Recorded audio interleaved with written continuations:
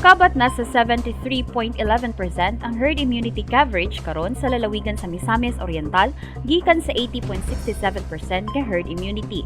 Kini base sa record sa Provincial Health Office, pinanguluhan ni Provincial IATF Chief Dr. Jerry P. Kalingasan gikan niadtong Mayo 23 hangtod 28 ni tuiga, diin moabot na sa 581,400 ang ihap sa fully vaccinated nga mga individual sa probinsya gikan sa target population nga 795,186.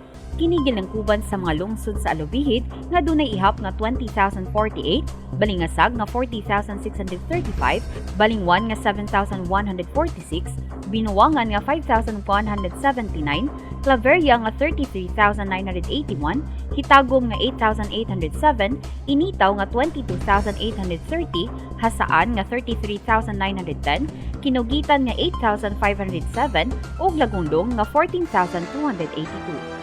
Samtang ihap sa nabakunahan sa Lagindingan miabot na sa 20,820, Libertad nga 10,578, Lugait nga 14,013, Magsaysay nga 18,012, Mantikaw nga 17,601, Medina nga 21,022, Naawan nga 16,744, Opol nga 38,285, Salay nga 18,845, Sugbong-Pugon nga 6,916, Tagulwan nga 54,925, Talisayan nga 13,970 ug Villanueva nga 31,175. Samtang sa duha ka component city sa probinsya nga gilakipan sa El Salvador City nga mikabat na sa 38,206 ang ihap sa nabakunahan og 65,323 alang sa Hingog City.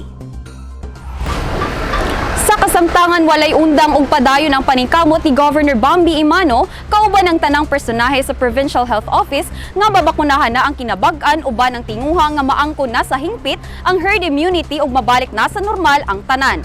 Kauban si Edgar Abejo sa kamera, ako si Lambo Jane Salimbaw alang sa Miss Or Balita.